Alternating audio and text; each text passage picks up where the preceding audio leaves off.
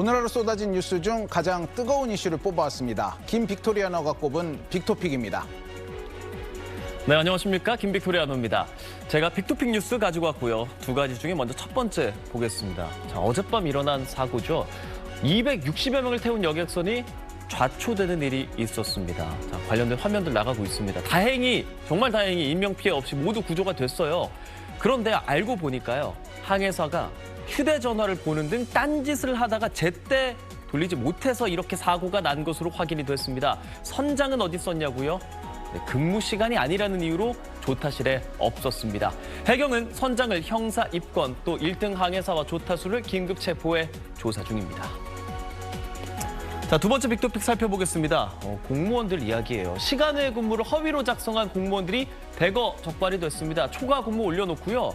장 보고 개인 운동까지 하고 왔답니다. 어찌된 일인지 바로 이야기 나눠보시죠.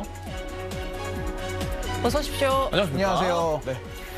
공무원의 허위 초과 근무라고 말씀 주셨습니다. 맞아요. 그러니까 일 안 해놓고 일한 것처럼 올려서 돈을 받아갔다는 얘기잖아요. 맞습니다.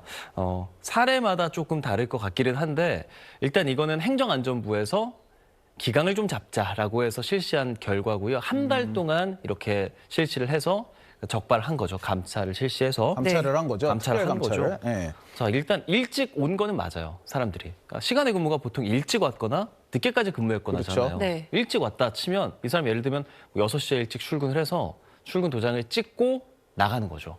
그래서 예를 들면 아이 등원을 시키거나 수영을 하고 오거나 혹은 일을 보고 오거나 하고 다시 들어와서 업무 시간 시작하기 전에 들어와서 저 이제 일해요 이렇게 보여줬다는 거고 그뿐만 아니라 퇴근 시간에는 6시에 보통 퇴근을 한다고 쳤을 때 네.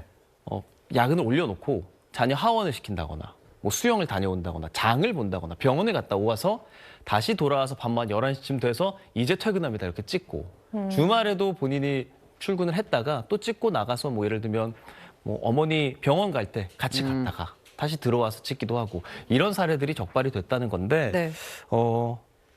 제가 조금 많이 놀랐던 거는 한 사람이 51번이나 이런 허위로 한 사례가 있는데요. 이게 뭐냐면 거의 부업이네요, 부업. 거의 부업 수준이죠. 네. 굉장히 많아요. 165시간이나 이렇게 했거든요. 이거는 대리 입력을 부탁한 사례예요.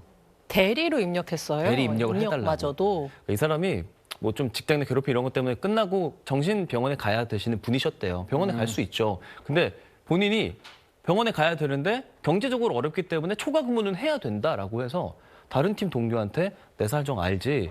나 대리 입력 좀 해줘 그래서 실제로 같은 팀이 대리 입력을 해줬던 사례인데 165시간이나 이렇게 해서 네.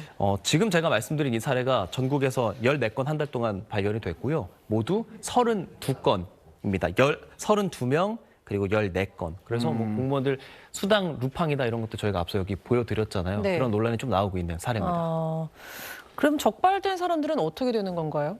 징계를 받죠. 네. 예. 네. 대부분의 사람들은 중징계를 받고요. 네. 앞서 제가 대리 입력 사례 말씀드렸죠. 대리 입력 해준 그 팀원도 경징계를 받는 것으로 지금 나와 있습니다. 이걸 왜 했을까? 걸릴 줄 몰랐을까? 라는 생각 들잖아요. 네. 그 수영장 갔다 왔다는 사례가 진짜 사례거든요. 네. 그 수영장 갔다 왔다는 사람이 이렇게 얘기를 했는데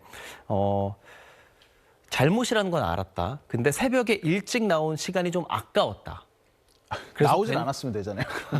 그러니까 본인은 뭐 어떻게 하다 일찍 나왔나 보죠. 괜찮겠지라는 생각이었다라고 하는데 다만 이런 이야기가 좀 이유가 받아들여지지 않는 게 지금 제가 말씀드린 사례들이 한 번이나 두 번 이러신 분들이 아니에요. 네. 여러 번 이랬다는 거고 뭐 괜찮겠지라는 이 말 속에 숨은 의미가 얼마나 만연해 있나라는 걸 또 저희가 비춰볼 수 있겠네요. 그렇네요. 사실 저도 그 공군에서 저 장교했거든요. 공무원으로서 이제 일을 한 거잖아요. 네. 시간의 수당을 올리는 그런 개념들이 좀 있어요. 지금 이런 지방자치단체 분들은 하루에 4시간까지 올릴 수 있는데 저 군에 있을 때도 다 그런 건 절대 아닙니다. 근데 업무 시간에 조금 여유롭게 일을 하시고 그리고 나서 오늘 시간에 하지 이렇게 생각하시는 분들도 적지 않게 계셨어요. 그래서 굉장히 열심히 일하시는 나라를 위해서 헌신하시는 지방자치단체 공무원분들도 참 많은데 몇몇 분들 때문에 이렇게 안 좋은 비판 여론이 나온다는 게 사실 안타깝긴 합니다. 그 부분이 제일 안타깝네요. 네. 그 아까 말씀하신 적발된 32명 때문에 지금 전체 공무원이 욕먹을 수도 있는 이런 상황. 예.